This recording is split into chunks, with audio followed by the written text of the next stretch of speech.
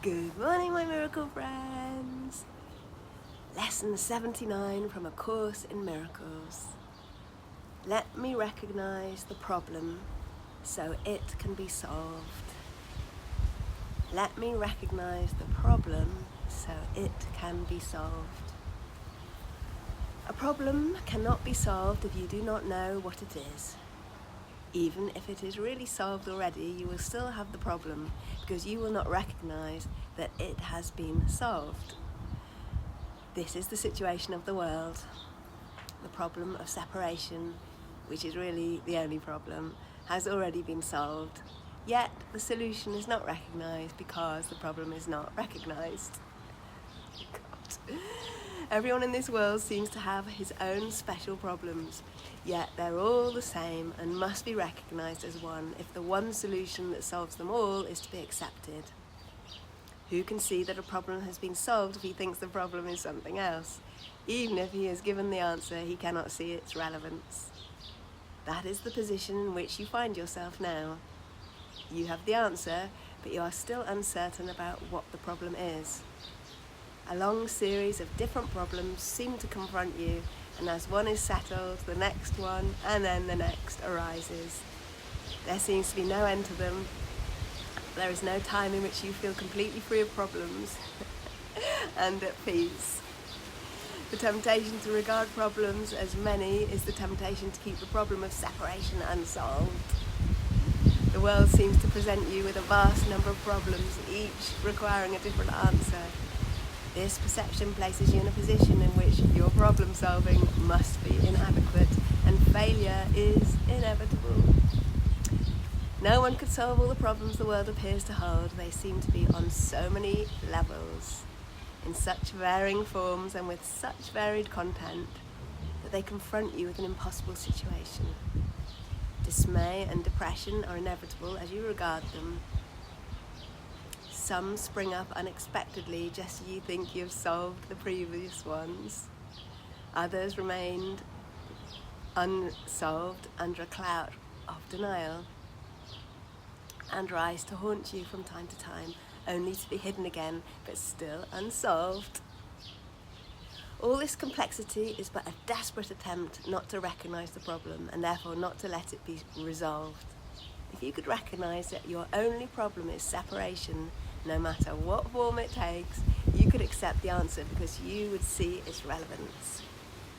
Perceiving the underlying constancy in all the problems that seem to confront you, you would understand that you have the means to solve them all, and you would use the means because you recognize the problem.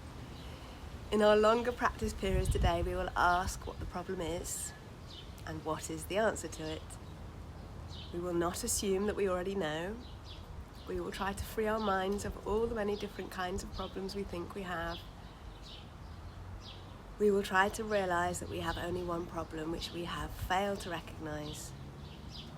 We will ask what it is and wait for the answer. We will be told. Then we will ask for the solution to it and we will be told.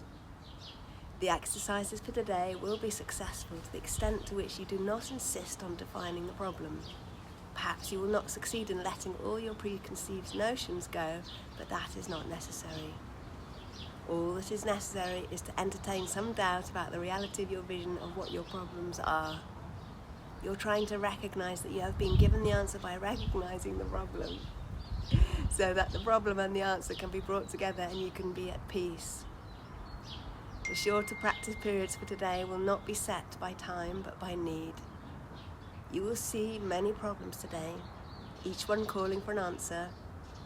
Our efforts will be directed towards recognizing that there is only one problem and one answer.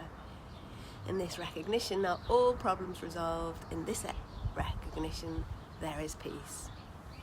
Be not deceived by the form of problems today. Whenever any difficulty seems to rise, tell yourself quickly, let me recognize this problem so it can be solved. Then try to suspend all judgment about the problem is. If possible, close your eyes for a moment and ask, what is it? You will be heard and you will be answered. Did anyone understand that? Oh my gosh. Yeah. So cutting a long story short, all of our problems come from the fact that we think we're separate from everything else, and we're not, we're all just one.